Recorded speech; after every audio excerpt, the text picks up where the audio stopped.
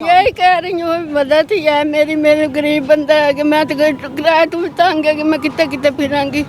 जानते आती है एक कोई बेटी एक ही बेटी है।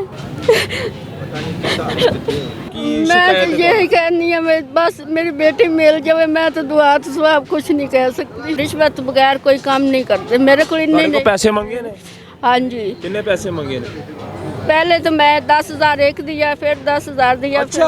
हाँ जी। जवान लड़की घर से सामान लेने जाती है लेकिन घर वापस नहीं आती, ज़मीन खा जाती है या फिर आसमान, क्योंकि माँ तड़प तड़प कर रो कर चिनौर से लाहौर आ पहुंची अपनी बच्ची को ढूंढने के लिए कि मेरी बच्ची अगवा हो गई।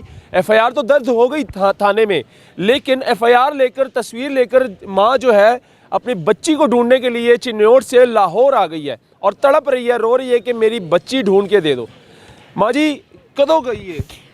ये गई 14 तरीक दी।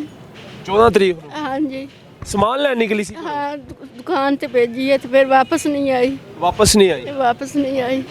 ਤੇ ਪੁਲਿਸ ਕੀ ਕਹਿੰਦੀ ਹੈ? एफआईआर हो गई है, दर्ज हो गई है ਤੇ ਪੁਲਿਸ ਨੇ ਕੀ ਕਿਹਾ ਕਿ कोई गल नहीं सुनती पुलिस भी, बस ये आखते लभ जाएगी लभ जाएगी, लभ जाएगी। हाँ जी, कुछ भी नहीं करती। नहीं कुछ नहीं करती।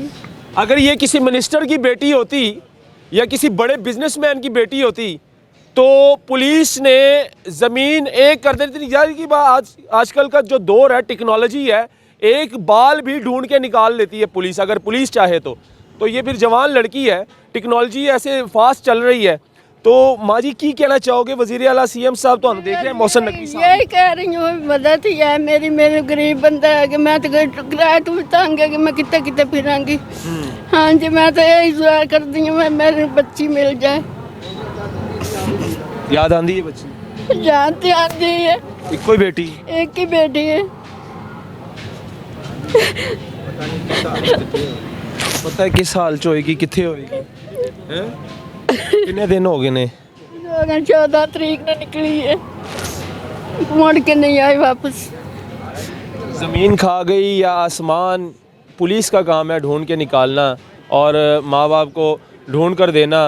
लेकिन जाहिर सी बात है यहाँ पर इतने प्रोग्राम हुए हैं जो छोटी छोटी लड़कियाँ घर से भाग आती हैं और फिर बाद में नशे पर लग जाती हैं। माँ जी ਤੁਹਾਨੂੰ ਇੱਧਰ ਤੱਕ ਕਿਹਨੇ ਦੱਸਿਆ ਕਿ ਇੱਥੇ ਆ ਕੇ ਤੁਸੀਂ ਬੱਚੀ ਨੂੰ ਲੱਭਣਾ ਸ਼ੁਰੂ ਕਰਤਾ ਹੈ? ਕਿਸੇ ਨੇ ਦੱਸਿਆ ਸੀ ਕਿ ਲਾਹੌਰ ਇੱਥੇ ਆਪਣਾ? नहीं, मैं अब बस आप ही आई मैं कि चलो कोई ना कोई सुराख इसदा मिल ही जाएगा। किधर ਇੱਕ ਜਗ੍ਹਾ ਵੀ ਨਹੀਂ ਛੱਡੀ, कोई जगह नहीं ਕੋਣਾ छड़ी। ਤਲਾਸ਼ ਕੀਤਾ। हाँ जी, कोई जगह मैं आखिर तो इतने आई हूँ। छोटा ही मेरा बेटा नाल है, मेरे नाल खामन किथे है? खामन मेरा नहीं है। ओए होए, यतीम है ये बच्ची और बाप वालिद भी नहीं है सर पर, और बेटे कितने हैं? बेटे सिर्फ 2 ही हैं। सिर्फ एक ही माँ ढूंढ रही है, तड़प रही है, एक एक कोना ढूंढ रही है कि मेरी जवान एक लौती बेटी मुझे मिल जाए वापस। पुलिस से ये शिकायत है कि पुलिस अब तक क्यों खामोश है, क्यों नहीं कार्रवाई कर रही, क्यों नहीं ढूंढ रही? जाहिर सी बात है, फास्ट टेक्नोलॉजी का दौर है, सीसीटीवी कैमरे लगे होते हैं हर जगह, लेकिन ढूंढना चाहिए। ये देखें, ये तस्वीर है बेटी की, और माँ जो है ना, इस माँ जी इसको पकड़े ज़रा, सीएम साहब देख रहे ने, वज़ीर आला साहब दसो की मैं शिकायत तो है? यही कहनी है मैं बस मेरी बेटी मिल जाए, मैं तो दुआ तो स्वाब कुछ नहीं कह सकती। हाँ जी, बस बेटी मेरी मिल जाए। ये नहीं बस। पता की कर रही की नहीं, किधर है किधर नहीं है, उसका तो बाप भी नहीं है। थाना जी, थाना है थाना बटला कॉलोनी, ज़िला फैसलाबाद, बटला कॉलोनी थाना है ये, और वहाँ का मुकदमा है। तो आप देख लें, सीएम साहब को चाहिए कि जाहिर सी बात है, एक माँ है अकेली और यतीम बच्ची है, वालिद भी नहीं है और घर से लापता हुई है, अगवा कर लिया है या ज़मीन खा गई या आसमान खा गया। जाहिर सी बात है अगर ये किसी बड़े मिनिस्टर की बेटी होती तो एक दिन में इसको ढूंढ निकालना था पुलिस ने, लेकिन ये गरीब की है। जब थाने जाते हो तो थाने रवैया की होता है पुलिस का? बस वो करने कभी कुछ रिश्वत ही है, रिश्वत बगैर कोई काम नहीं करते मेरे को इतने ਤੁਹਾਡੇ ਕੋਲ नहीं। पैसे मंगे ने? हाँ जी, कितने पैसे मंगे ने?